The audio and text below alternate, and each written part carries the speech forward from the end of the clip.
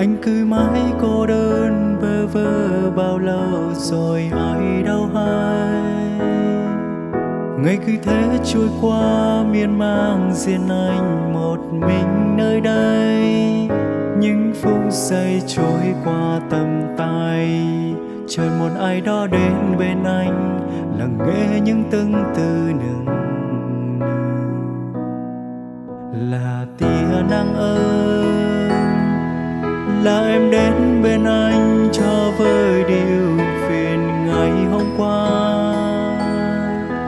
Như những xóa đi bao mây đen vây quanh cuộc đời nơi anh. Phút giây anh mong đèn tình yêu ấy, giờ đây là em người anh mơ ước bao đêm.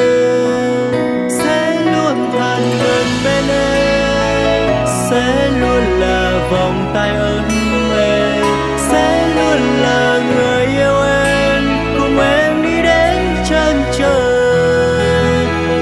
Lắng nghe từng nhịp tim anh, lắng nghe từng lời anh muốn nói. Vì em luôn đến nhấn khi em cười, vì em luôn là tia nắng trong anh, không xa rời.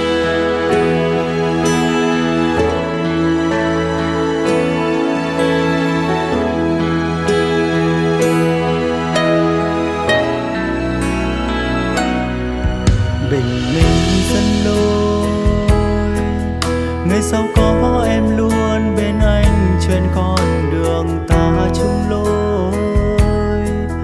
Nên hạnh phúc như trong cơn mưa chưa bao giờ anh nghĩ tới. Phút giây ta trao nhau tình yêu ấy, giờ đây là em người anh sẽ mãi không quên.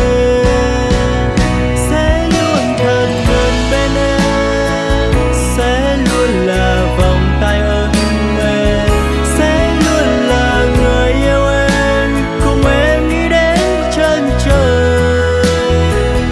Lắng nghe từng nhịp tim anh, lắng nghe từng lời anh muốn nói.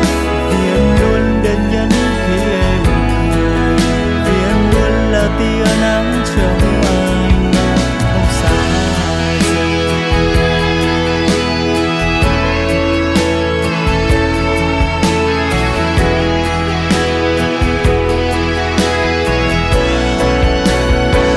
Sẽ luôn thật gần bên em, sẽ luôn là vòng tay ấm êm, sẽ luôn là người yêu em, cùng em đi đến chân trời.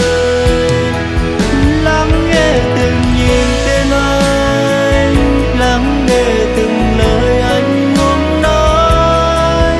Vì em luôn đến nhấn khi em cười, vì em luôn là tia nắng trong anh, không xa rời.